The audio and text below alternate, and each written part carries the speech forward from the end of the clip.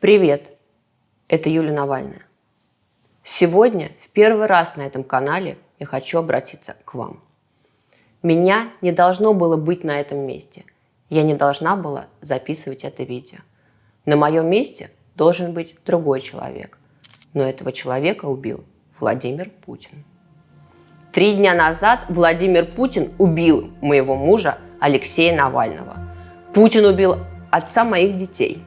Путин отнял самое дорогое, что у меня было, самого близкого и самого любимого человека. Но еще Путин отнял Навального у вас, где-то в колонии на Крайнем Севере, за полярным кругом, в вечной зиме. Путин убил не просто человека Алексея Навального, он вместе с ним захотел убить наши надежды, нашу свободу, наше будущее. Уничтожить и свести на нет лучшее доказательство того, что Россия может быть другой. Что мы сильные, что мы отважные, что мы верим и отчаянно боремся и хотим жить по-другому. Мы вместе превратим нашу страну в прекрасную Россию будущего.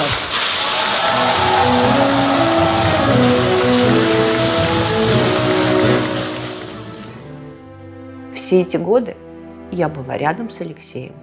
Выборы, митинги, домашний арест, обыски, задержания, тюрьмы, отравления, снова митинги, аресты и снова тюрьма.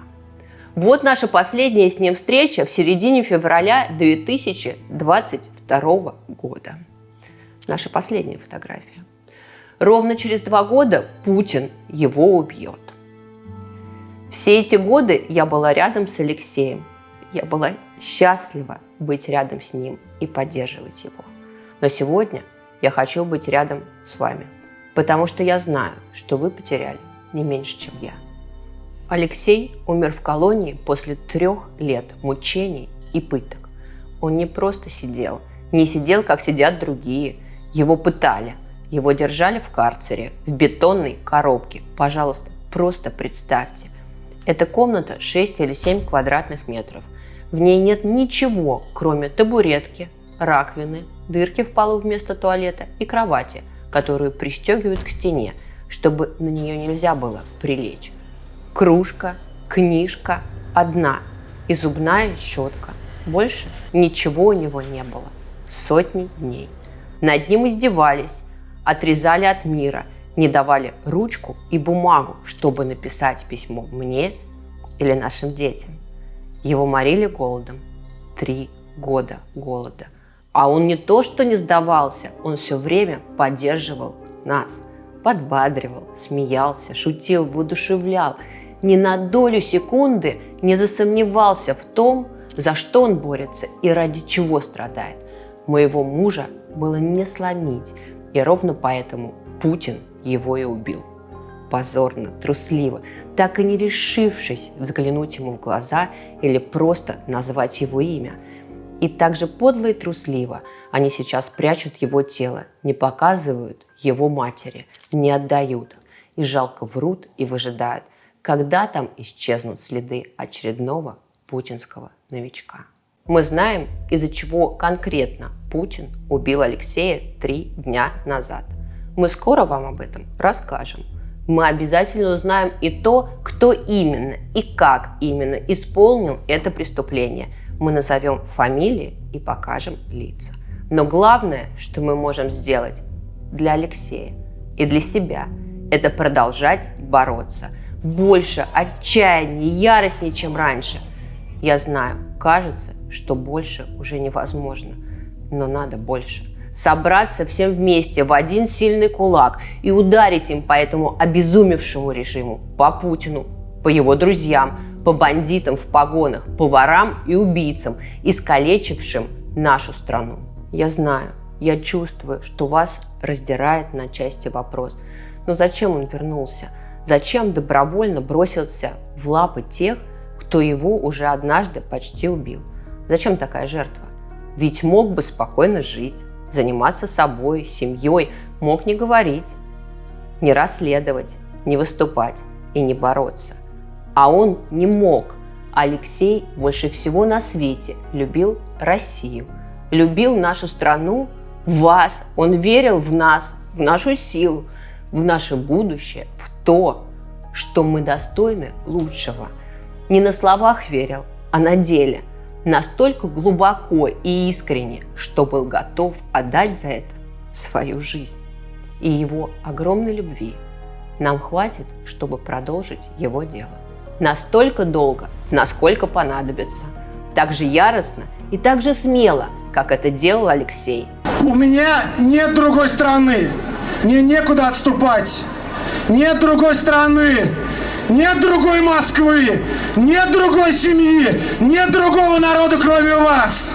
Все думают сейчас, ну где брать эти силы? Как жить дальше? Вот где мы возьмем силы. В его памяти, в его идеях, в его мыслях, в его неиссякаемой вере в нас. Я свои силы буду искать именно в этом. Убив Алексея, Путин убил половину меня, половину моего сердца и половину моей души.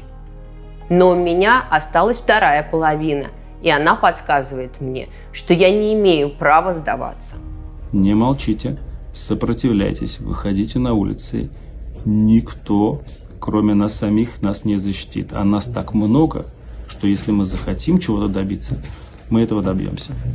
Я буду продолжать дело Алексея Навального, продолжать бороться за нашу с вами страну, и я призываю вас встать рядом со мной, разделить не только горе и бесконечную боль, которая окутала нас и не отпускает. Я прошу вас разделить со мной ярость. Ярость, злость, ненависть к тем, кто посмел убить наше будущее. Я обращаюсь к вам словами Алексея, в которые очень верю. Не стыдно сделать мало, стыдно не сделать ничего. Стыдно дать себя запугать. Нам нужно использовать каждую возможность. Бороться против войны, против коррупции, против несправедливости. Бороться за честные выборы и свободу слова. Бороться за то, чтобы вернуть нашу страну себе. Я понимаю, за что я борюсь. Я борюсь за новое будущее для своей семьи, для своих детей. Россия свободная, мирная, счастливая, прекрасная Россия будущего, о которой так мечтал мой муж. Вот что нам нужно. Я хочу жить в такой России. Я хочу, чтобы в ней жили наши с Алексеем дети. Я хочу вместе с вами ее построить. Именно такую, какую ее представлял Алексей Навальный. Полную достоинства, справедливости и любви. Только так и никак иначе немыслимая жертва, которую он принес, может стать не напрасной.